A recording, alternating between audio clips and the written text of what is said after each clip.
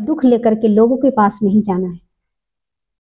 गवाही लेने का सीक्रेट है, अगर हमारे जीवन में दुख चल रहा है, हमें लोगों के पास नहीं जाना, क्योंकि लोग हमारा हल नहीं कर सकता, परमेश्वर हमारा हल कर सकता है। तो हमें परमेश्वर के पास बैठ जाना चाहिए। हमारे जीवन में कोई भी फेलियर चल रहा है, कुछ भी लाइफ में स्ट्रगल चल रहा है, तो हमें परमेश्वर के पास बैठने की जरूरत है। परमेश्वर कहते गुप्त में प्रार्थना करना, मेरे पास आना, अकेले में बैठना, बातचीत करना, सीक्रेट बातें करना। तुम्हारे जीवन में जो भी चल रहा है ना, सीक्रेट बातें मुझसे करना। इसलिए कहते गुप्त में प्रार्थना करना। तो जब तुम प्रार्थना करो तो दरवाजा बंद कर लो, कोठरी बंद कर लो और मुझसे बातें करो, है ना। सो परमेश्वर हमें ये प्रार्थना करने का सीक्रेट सिखाते हैं ना। सो ये हमारी बेसिक है। हम सोचते हैं हमारे पास समय नहीं है, हम देखे सोच के क्या हमारे पास परमेश्वर के लिए समय नहीं है, तो फिर परमेश्वर के पास कितना काम है, कितने लोगों की चिंता है उनके पास। अगर वो जवाब दे दे कि मेरे पास समय नहीं है, तो हम कहाँ के रहेंगे, हम कहीं के नहीं रहेंगे। हम तो कहते प्रभु हमारी आप सुनो, आपके पास तो बहुत समय होगा, लेकिन मेरे पास नहीं है समय आपके पास बैठने के लिए।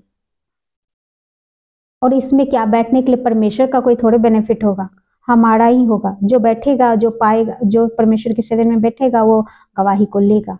बैठने का ये नहीं मतलब है कि हम सब काम धंधा छोड़ करके 2 घंटा 4 घंटा 5 घंटा बैठे, घंटा बिताए। घंटा मायने नहीं रखता, घंटा मायने नहीं रखता। अगर प्रार्थना करना हो, अगर हमें 10 मिनट भी बैठे हैं ना, परमेश्वर ने लाजर को जिंदा करना था तो परमेश्वर प्रार्थना नहीं करने चले गए पहाड़ पे, परमेश्वर ने सिर्फ एक आवाज लगाई, लाजर बाहर आ। ये है प्रार्थना।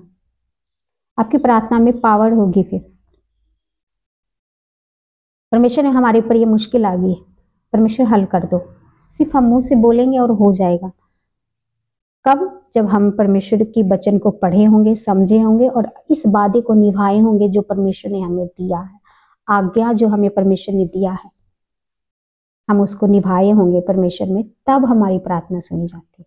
हम इस चीज को बदलना नहीं चाहते और हम सोचते हैं हो जाए, नहीं होता। परमेश्वर हमारा इस चीज को कहता है कि बदलो, बुराई को बदलो, ब्रेन से निकालो इस चीज को, तब तुम्हारी सुनी जाएगी प्रार्थना।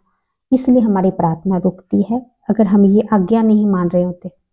ठीक है, तो आप सब पढ़ना, मत्ती की किताब 4 से 7 तक नोट कर लो।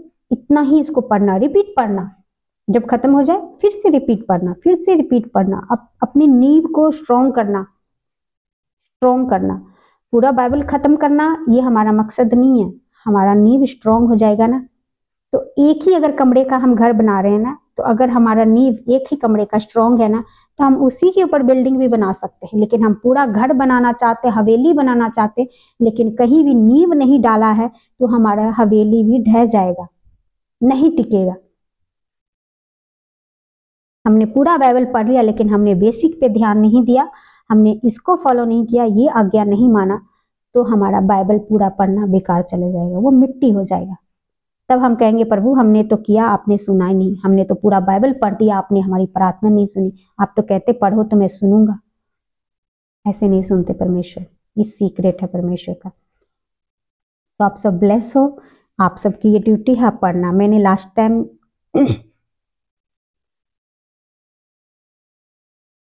आपको क्या सिखाया था, आपको याद है? किसको याद है?